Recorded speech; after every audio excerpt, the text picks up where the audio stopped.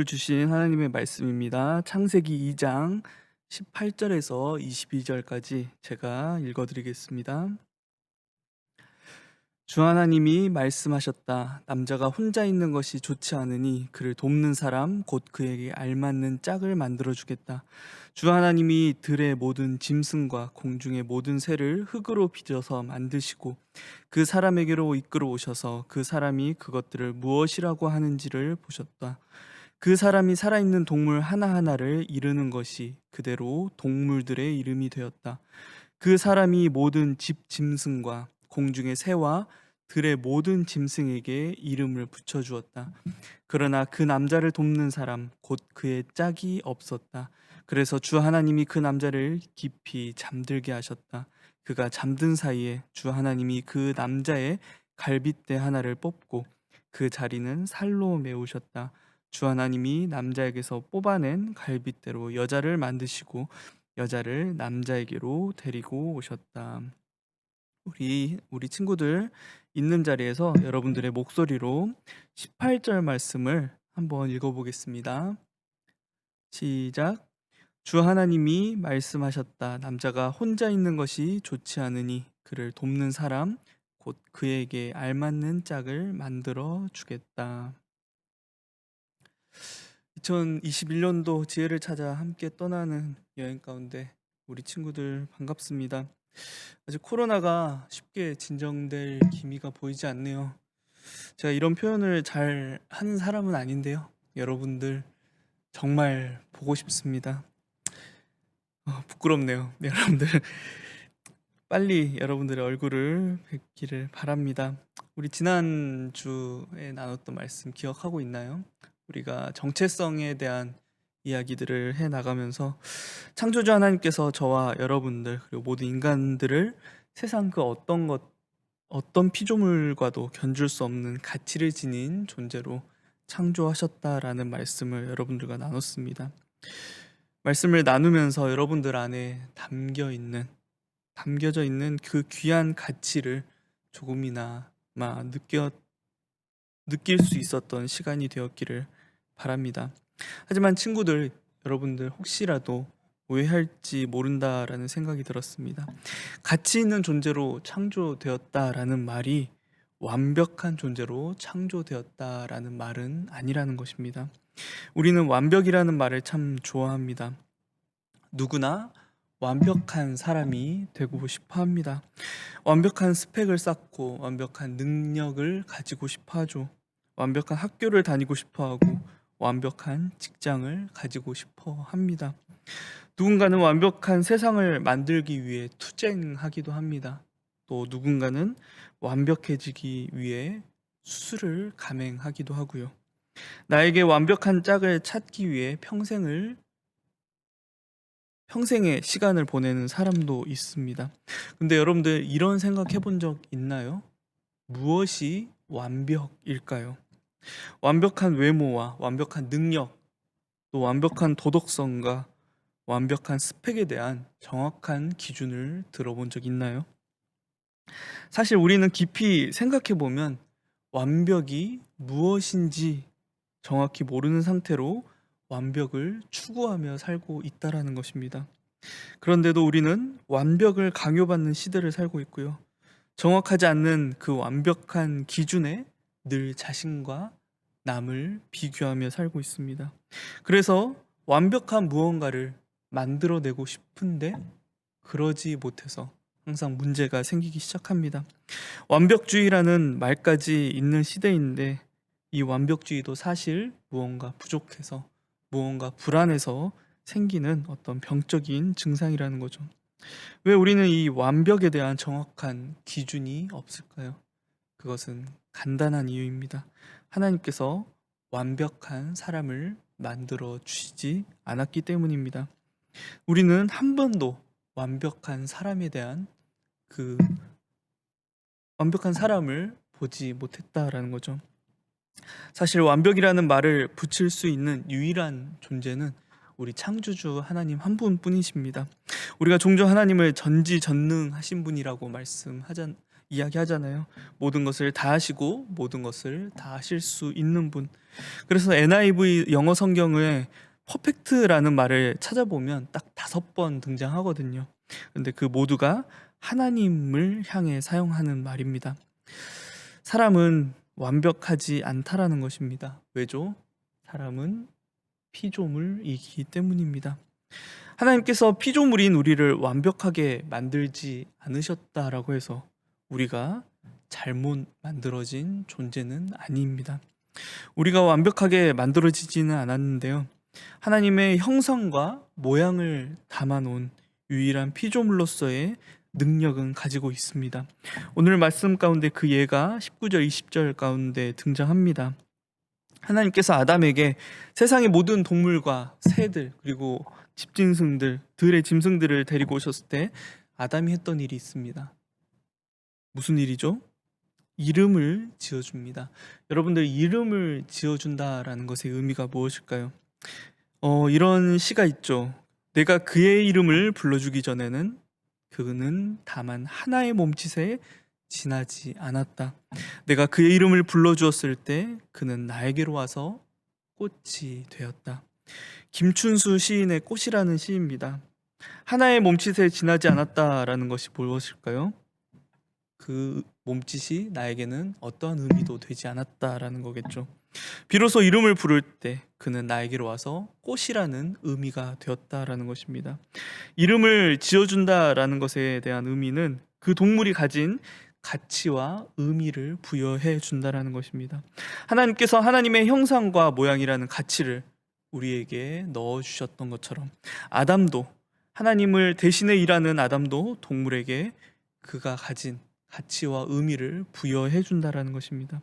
이게 창조의 능력은 아니지만 하나님께서는 아담에게 그 창조와 비슷한 창의력이라는 것을 주신 것이죠.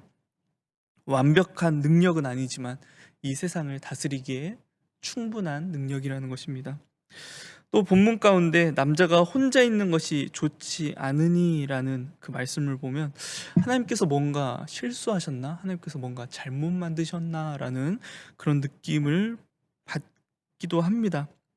그런데 이것은 아담이 아직 하나님의 형상과 모양으로 완성되지 않았다라는 것을 이야기합니다.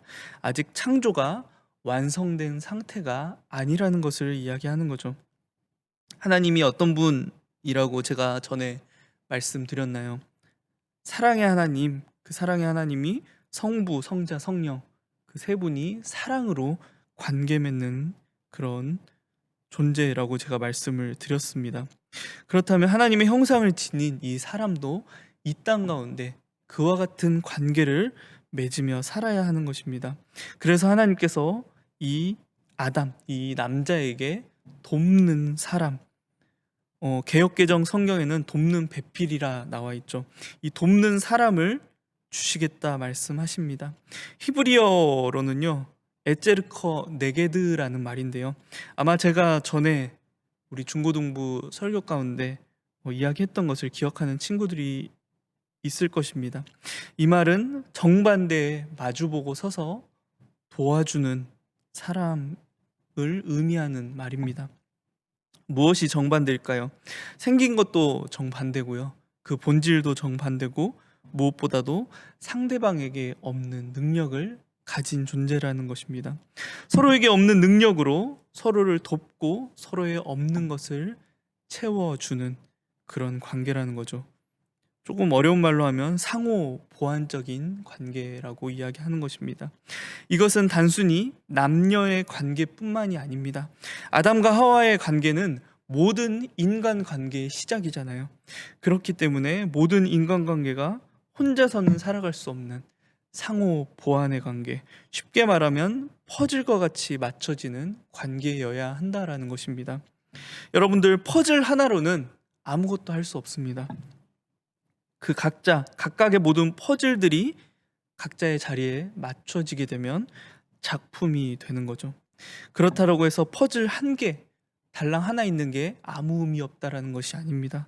퍼즐 하나만 없어도 그 작품이 완성되지 않습니다.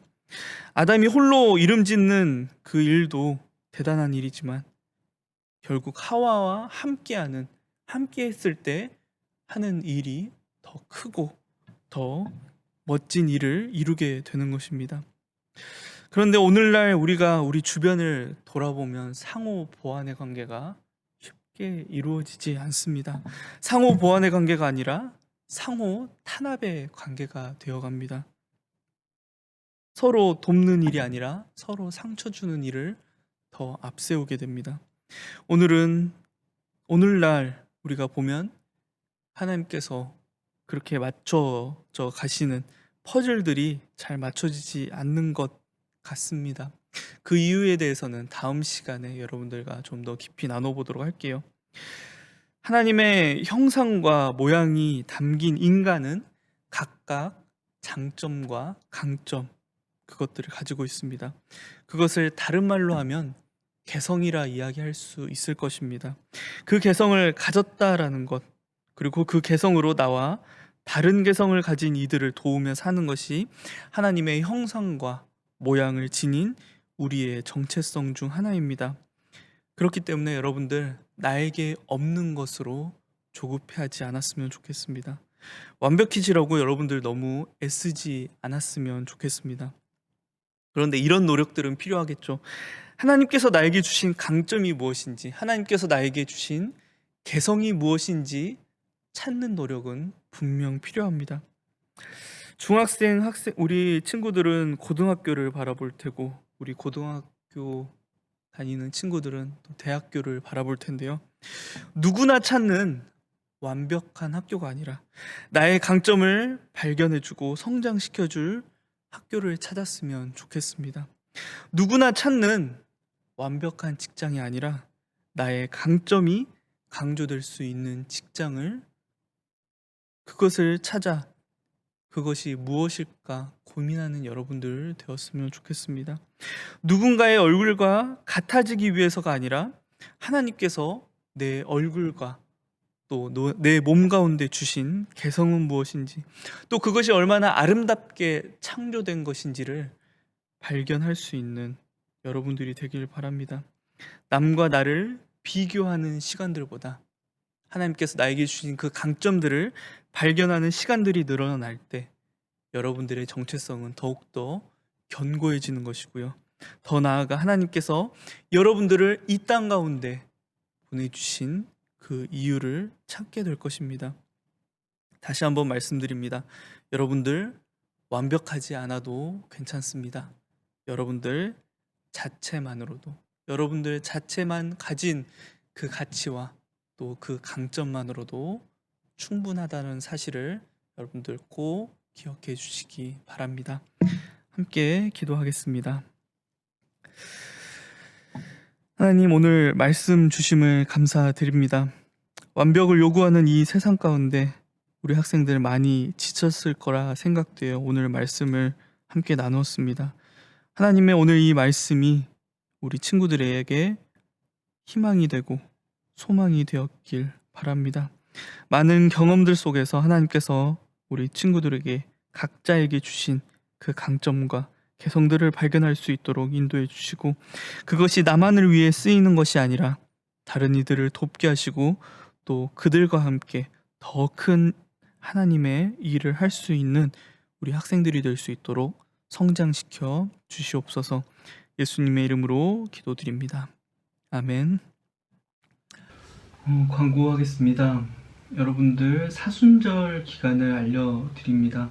이 사순절은 부활절 4월 4일이죠. 부활절 전까지 6번의 주일을 제외한 40일 동안의 기간을 이야기합니다.